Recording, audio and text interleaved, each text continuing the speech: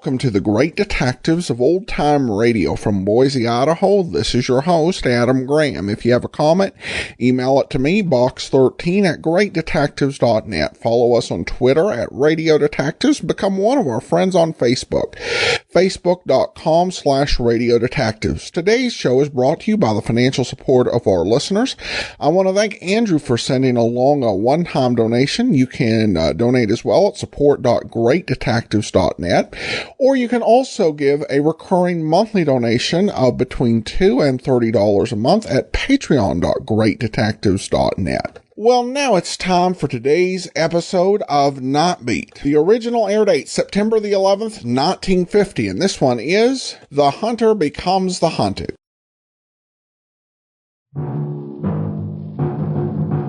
Night Beat.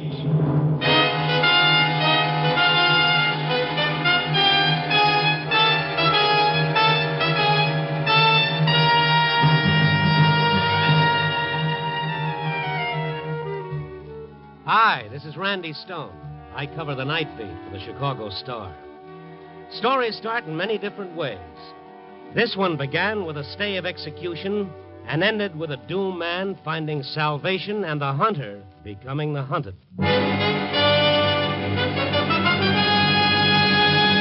Night Beat, starring Frank Lovejoy as Randy Stone.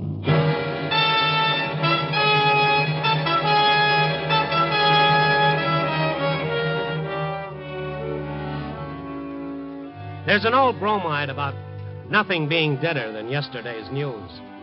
But what about the people who made that news? The couple who were divorced, they've still got their tangled lives to live.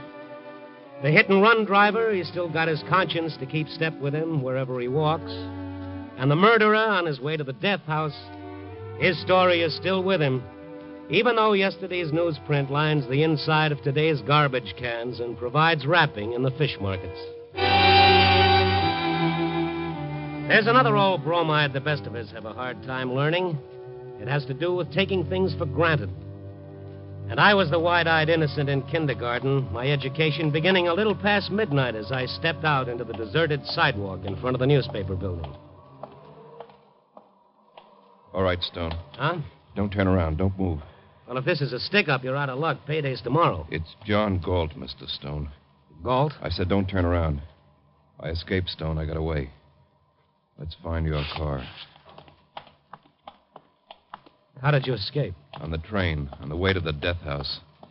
The guard got careless. That his gun? Yes? You kill him? No. There's probably an alarm out for you. Maybe they won't catch me before I do what I have to do. Now, what's that? I kept saying I was innocent, Mr. Stone. You kept saying I was guilty. A newspaper's a powerful thing. What I said, only a few people heard. What you said in your column, 1 million people heard. Come on, let's go. I work for a newspaper, Galt. We deal in facts. Facts like a jealous husband shooting an unarmed man in the back. Facts. When it's printed, people believe it. Even if it's a bunch of trumped-up lies. I didn't convict you, Galt. The evidence did. You helped. Here we are. Get in. You can drive. And no tricks. I've got nothing to lose. Nothing. Where are we going?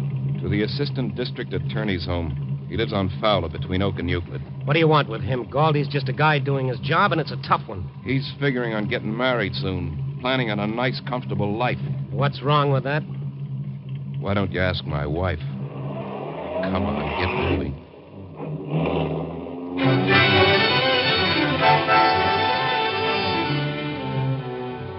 The assistant district attorney, Philip Holmes. He'd conducted a brilliant prosecution of Galt, developed an airtight case. And now Holmes was preparing to taste the fruits of victory. His fiancée, the girl he'd wanted to marry for a year, had finally set the date. The wedding was scheduled for next Sunday. And now this. I looked over at Galt. His fingers clutched the gun like a child clutches her favorite doll. I'd have to wait, sweat it out for a while, find out what he was after, and pray for an opening.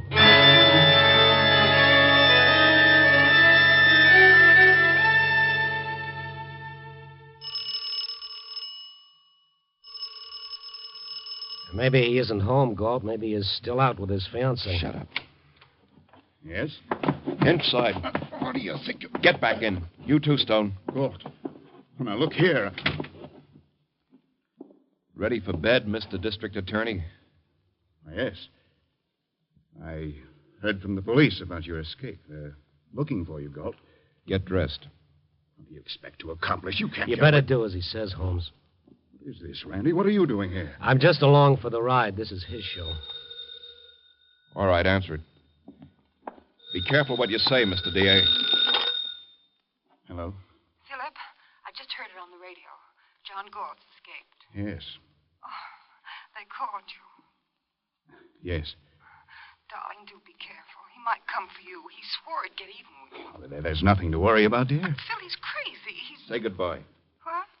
What's that, Phil? Louise, He wouldn't come here, Louise. This would be the last place he'd come to. But you should have protection, Phil.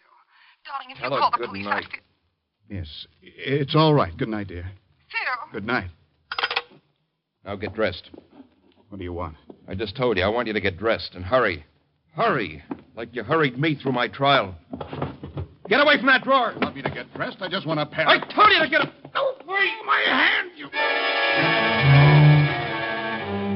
Now his back was to me concerned with Holmes, and for a moment he'd forgotten me.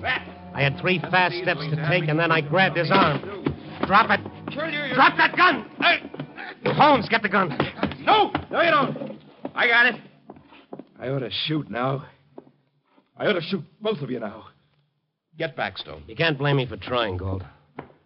You're not acting very much like an innocent man. Yeah, what do you expect me to do? Go quietly to the death cell and wait for a miracle? Keep on waiting for it while they shave my head and slit my trousers? You should have thought of that before you got involved with a character like Cutler. You were given a fair trial, Galt. Fair trial. There was a time I had a lot of respect for law and courts and justice, but not now. From here on in, I haven't got anything to lose. But you have, Holmes, and so have you, Stone. Try it again. Try another trick. If you miss again, I'll kill you. You'll kill us anyway, Galt, won't you? I know I can't escape. I know I'll be caught. But when they finally catch up to me, 1 second before they kill me, I'm going to kill you. And in the meantime? I'm going to show you things that never got into the court. Things that'll prove that I didn't kill Monty Cutler. Then your dying will be bitter and pointless like mine is. We'll see how you like it. Ready, Mr. D.A.? We'll use your car. The police respect it.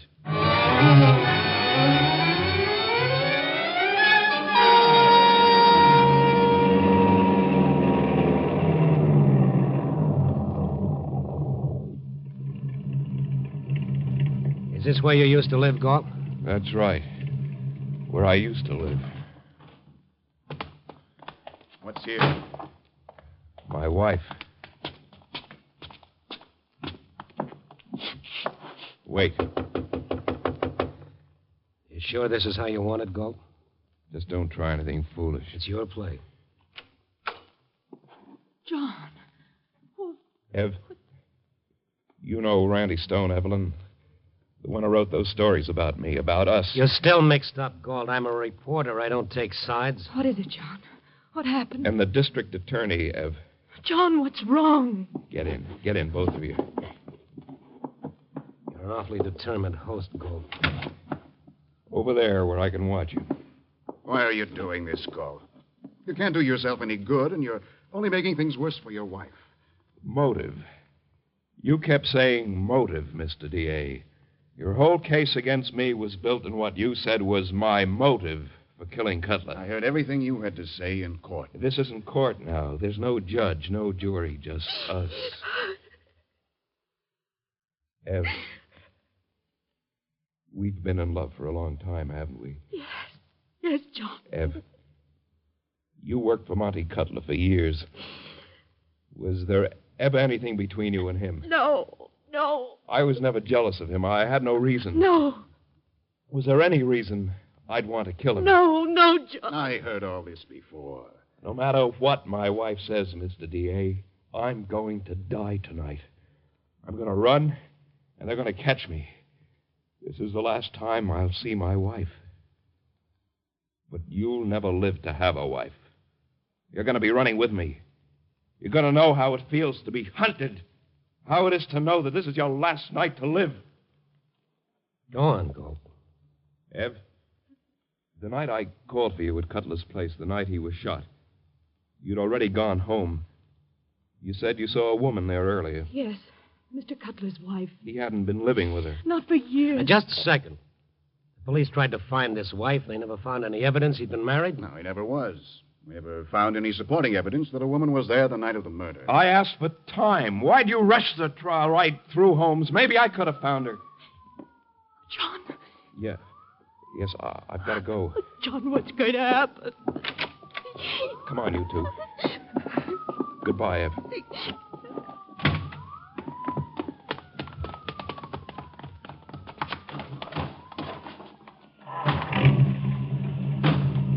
Where now? Maybe some more evidence that never got into court. Keep your eye on the road, Stone. I'll tell you where to go.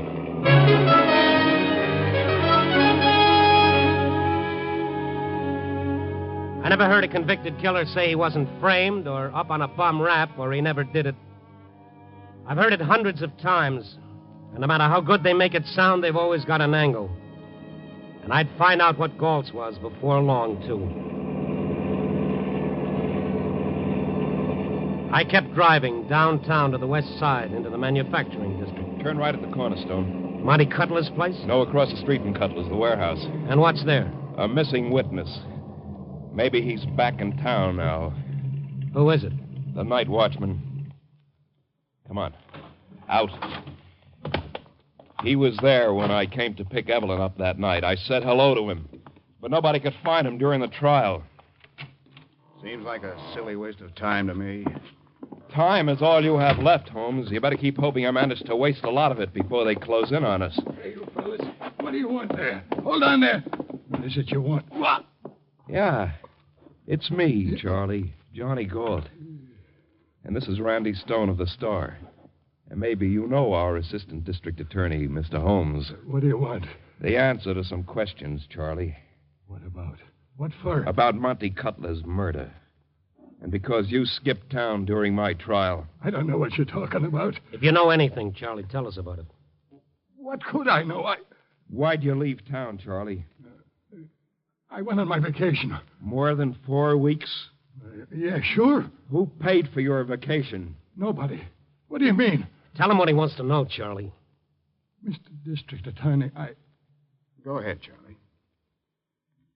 You want me to tell everything that happened that night, Mr. Holmes? Why not? What difference does it make? What difference? Well, maybe so. I said hello to you, Mr. Galt. You remember that? Sure. And before that... Why? Well, before that, this woman come around. Which woman, Charlie? Well, I've been a watchman here a long time. I see her a few times, maybe 5 or 6 years ago. She used to come around that Cutler's time. wife. I don't know whether she was or not. How long before I got there, Charlie? Maybe half hour, I guess. How long did she stay there? I don't know. Mr. District Attorney, you sure you want me to spill this? Why, yes. Yes, Charlie. There's no mystery, is there? Well, there was a car there, too. What car? Big limousine. Go on, Charlie. Which big limousine? The District Attorney's car. My car? The DA's car. Yes, sir. Were you raiding Cutler's roulette wheel, Holmes? No. That's it. That's it. That explains everything. You were there. That's why you refused me a delay to uncover the truth. No, don't jump to conclusions. How does it feel, Holmes? Why not jump to conclusions? You've been doing it a long time. It all falls into place, the whole pattern. You're rushing me through the trial, not giving me a chance, piling up circumstantial evidence. Could it have been your car, Holmes? I don't know. Perhaps a lot of people have access to it. That'll be worth finding out about, Holmes. Yes. Yes, I'll look into it. Oh, yeah, I can just believe that. I can just see you putting your neck in a noose for me. Galt, you said it before. A newspaper's a pretty powerful thing. With this evidence, we You can... expect me to trust you after all those stories about how guilty I was? Well, this would make a better story. Sure. The story of Randy Stone bringing in an escaped murderer would be swell for you. Look, you've established enough doubt so that we can... You'd say anything to save your skin. You'd promise anything. We'll save it for your readers. They believe what you say. The streets are honeycombed with police. How far do you expect to get? At least one more place. place before they catch up. Where? Where, Galt? The woman, Mr. District Attorney. Cutler's wife. The one you said doesn't exist. But does it matter? Wherever we go, you'd better keep hoping nobody stops us. Us. Because as soon as they do, it'll be the end of the line for all of us.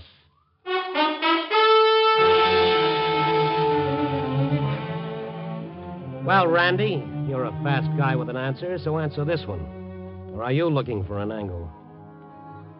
You've heard 100 convicted killers say they're innocent. You're tired of listening. You know they're lying. But here's the 101st, Randy. Maybe he hasn't got any angle. Maybe he's telling the truth. And if he is, it makes sense for him to feel that there's no answer. And he's got to keep running with the cops and everybody waiting for him with guns and with cars. Because he can shout his lungs out and nobody will listen. He can yell and cry and scream that he's not guilty. And they'll still drag him down the long corridor and make him step over the next to last threshold. What would you do if you were him, Randy? And the DA's car, how does that figure? Galt wasn't taking any chances now.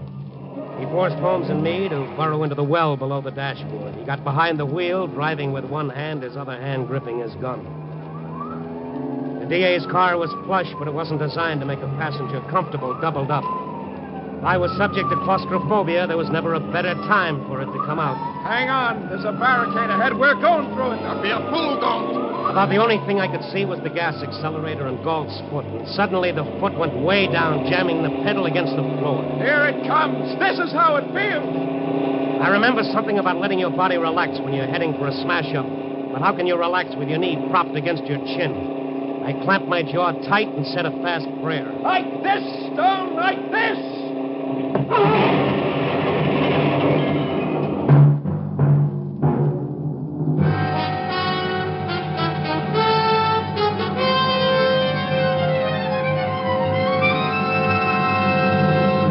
NBC is bringing you Night Beat, starring Frank Lovejoy as Randy Stone.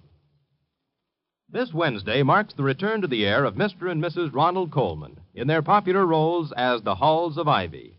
The delightful adventures of Professor Hall and his wife Vicky mean 30 minutes of top listening for the entire family. And on Wednesday, October 4th, that remarkable mustache that walks like a man, Groucho Marx, will be on NBC with his hilarious quiz game, You Bet Your Life. It's 30 minutes of fun and prizes, the biggest prize of all being Groucho, of course.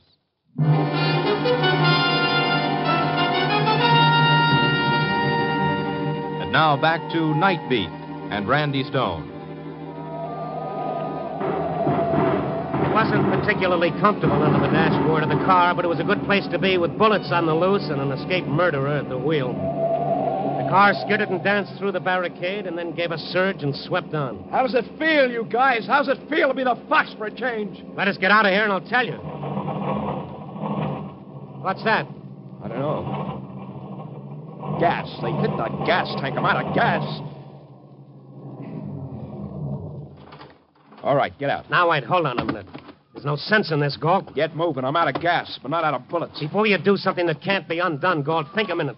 There'll be a real investigation. We'll go... We gotta make those woods. Holmes, what about it? If he's innocent, I give you my word, Come on. Galt. Faster. They'll be here in a minute. Faster. Galt, listen.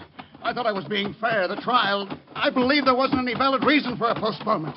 I've always conducted myself according to strict letter of the law. Now if I've made a mistake... Save it, Holmes.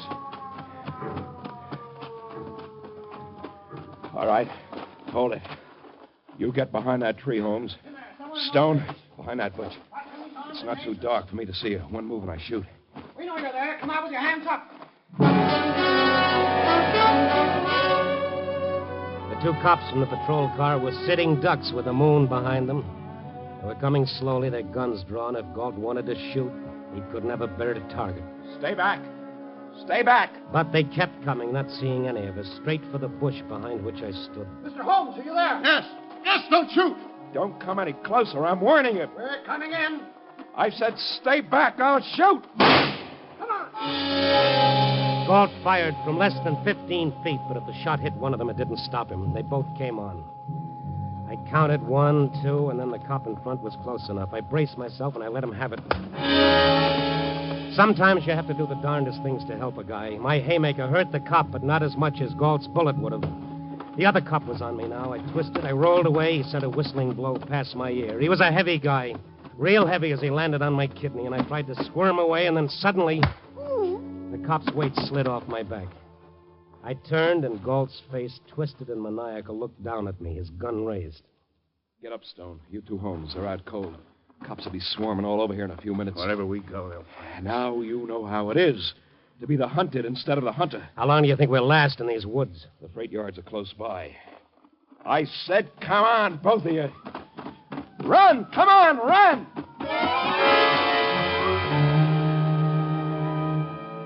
You can read about it, you can see it in the movie, but you never really know how it feels to be the quarry in an honest-to-death game of fox and hounds until you've had it.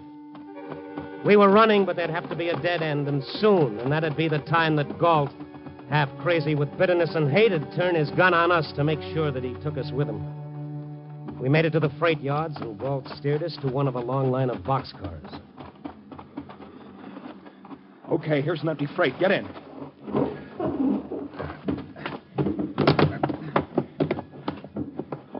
In that corner. Sit down. Now, for a little while, I thought maybe you were innocent, Galt. Ask Holmes whether I am or not. Ask him what his car was doing to Monty Cutler's. Maybe he lost too much at the roulette wheel in the upstairs room. You didn't like it when they used that kind of thinking in court. When the cops came after us, what did Holmes do? He just stood there waiting. What did you expect me to do? Maybe what Stone did. He didn't just stand there hoping the cops would kill me like you were hoping. That would have fixed it up fine for you, wouldn't it, Holmes? You're all crossed up, Galt. I helped knock them out because I didn't want them killed. They're coming, Galt. Galt, while you still have time. If you give yourself up, I'll make every effort to get at the truth. I know the truth. You killed Cutler. You talked about motive, Galt. What's my motive? Why would I kill him? There's something beyond that, too. A man neither has it in him to kill or he hasn't, Galt. When you shot at the cops back there, it proved something. I didn't shoot at them. How could I have missed them so close? I shot in the air to scare them off. You're going to scare them off now? They're pretty close. They'll be here next. All right, you tell me. It's up to both of you. When that door opens, I'm going to shoot. We'll find out who's the murderer. All right, Holmes. Tell me what to do. Shall I shoot them or you? Them or you? Listen, they're still away. You can hide. I'll tell them you ran away. They'll believe me. You must think I'm an idiot. Well, Stone, you said a man is either a murderer or he isn't. How about you? Are you a murderer? They're hunting you now, too. They'll be here in a second. If I shoot them, we can still have a little time. How about it, Stone? You'll do what's in you to do, Galt. Let's try this. Quick. Holmes, quick. What'll it be? Oh, you crazy fool. I didn't kill Cutler. I swear to you I didn't. All right. All right, come on out of there. The cop's flashlight played around. Galt got to his feet. I could see his gun raised, but he was standing stock still, frozen. I jumped to my feet, but not as quickly as Holmes. Don't shoot. It's me, the district attorney. Galt, for heaven's sake. And then he stopped. And Galt still stood there. The cops moved in, their flashlight beamed steady on Galt's tortured face. And then the tenseness went out of his features. He turned to the district attorney, dropping his gun arm. I can't shoot. Maybe you did prove something, Galt, right now. What was your motive, Holmes? Doesn't matter now, does it? You gotta have a motive to kill somebody. It has to be a pretty good motive, too. Because even with what I have against you, I still can't kill you. Everything all right, Mr. Holmes? Yes. Yes. Okay, Galt. Come along.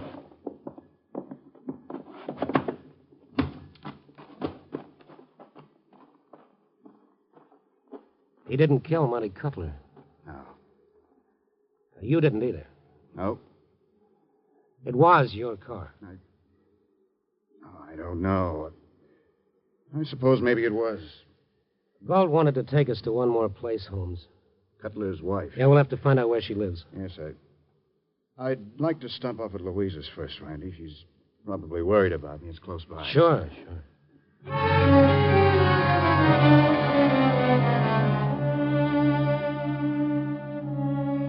We drove back away with a patrol car, and then Holmes and I caught a cab. It was only a 10-minute drive to his fiancée's place. The DA was quiet, and I didn't feel like talking either. They were awful close to eternal silence back there in the freight car. Maybe that was in Holmes's mind, too. Or maybe he was thinking about the woman he was going to marry. A uniformed elevator operator took us up to the 4th floor. The swank apartment house was good for my jumping nerves after the rough night. Deep carpets and subdued lights everywhere, I began to feel myself unwinding. Darling. Oh, darling, thank heaven you're all right. Louise, this is Randy Stone. Oh, please come in. Thank you. 3 in the morning's a pretty weird hour to come calling. I couldn't sleep anyhow. I've been glued to the radio. Must have been terrible for you. For both of you. Louise. Would you like some hot coffee? Louise, there was a moment when... Darling, you mustn't think about it anymore. I know it was horrible. Mr. Stone, wouldn't you like some coffee? No, thank you. Promised to kill us, Louise. There was that moment when he could have. What stopped him, Randy? I think it was because he wasn't sure you killed Cutler. Yes. Yes, he couldn't figure a motive for me. Isn't that a peculiar little thing, Louise? Let's not think about it anymore. If he'd known I Phil. did have a motive, if he'd known the woman I wanted to marry was Monty Cutler's wife, he wouldn't have hesitated. The rest of the evidence was all there. Phil. He could have killed us. But he didn't. He's an honest man. Far more honest than I was. Because all along I kept pushing the thought out of my mind. I didn't want to let myself think that John Galt might not be guilty. Phil, it's all over now. It's finished. Louise, why didn't you tell me you were Cutler's wife? Because Cutler was a gambler and a racketeer? Phil, Mr. Stone is here, Phil. Maybe I ought to let you handle this alone. No, Holmes. no. No, Randy, I want you to hear this. You see, it's understandable that we couldn't find Cutler's wife. Louise was out of town, weren't you, Louise? Phil. I'd loaned the car to you, Louise. You were using the car that night. I didn't know that Galt would be there. I didn't want to implicate anybody. Kind of makes me an accomplice, doesn't it? No. No. I did it for us. You've got no part in it. I did it. Because I love you, Phil. Randy, Yeah, Holmes. will you come with us? Down to headquarters. Yeah, I've got an apology to make down there, too.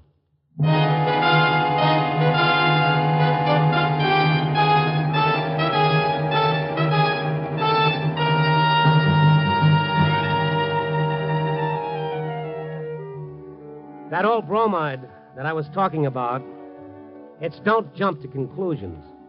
It's an easy habit to get into. At work, at home, with the people we know and love. I got my education all over again with Johnny Galt, and I didn't learn with books. Playing for keeps is a tough way to learn, but maybe it lasts longer that way. I hope so. Copy boy.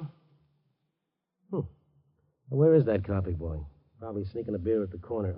Oh, there I go, jumping at conclusions again. Copy boy.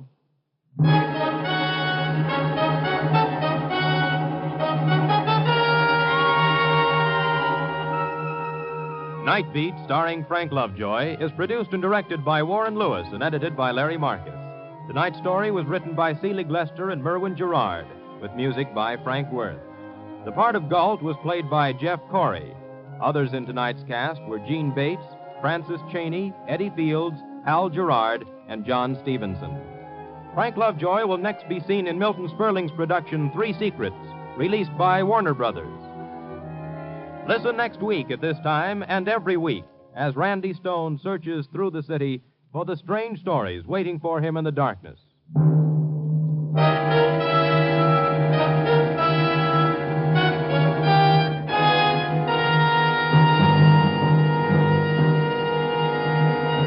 Night Beat came to you from Hollywood.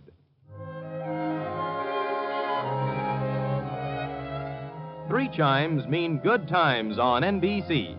Fibber, McGee, and Molly and all their delightful guests at 79 Wistful Vista will be back on Tuesday, September 19th. Doc Gamble, Mayor Latrivia, and the entire cast will be on hand to join in the merriment. 2 weeks after that, the happy chimes ring for the return of Bob Hope, with laughs and more laughs in the unique Hope style.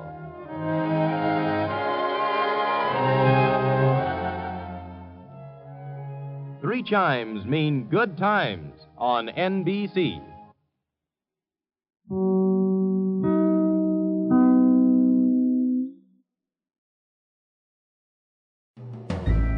This is Andrea J. Graham, author of the Web Surfer series, oh, and of Madam's Wife. You're listening to the Great Detectives of Old Time Radio.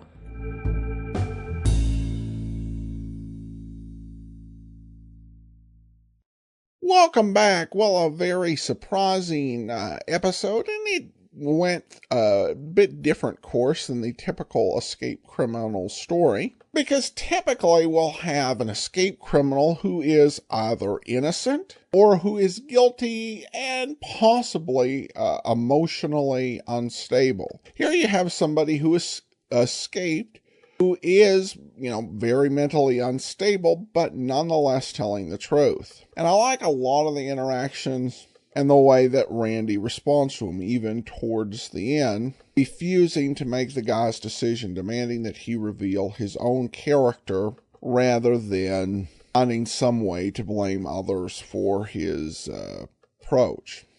So overall, a nicely done episode. One thing I did wonder about, and you may have wondered as well, because today the name John Galt is very well known in certain circles, as he was a key figure in Ayn Rand's book, Atlas Shrugged. In fact, the recent film adaptation of Atlas Shrugged, the final installment, was Atlas Shrugged 3, Who is John Galt? You might wonder if the writer of this story was an admirer of Miss Rand's objectivist libertarian philosophy. But in this case, the name of the character doesn't have any political or philosophical connotations at all. It's like the Jimmy Carter matter on Yours Truly, Johnny Dollar. In this case, while Miss Rand did write several books and screenplays in this era, Atlas Shrugged wouldn't come along until 1957, so no relation. Well, that's it for today. Join us back here tomorrow for The Lone Wolf, and next Tuesday, the return of Pat Novak for Hire in a newly discovered episode. And then join us back again next Monday for another episode of Not Beat. In the meantime, send your comments to box13@greatdetectives.net. Follow us on Twitter @Radio Detectives and become one of our friends.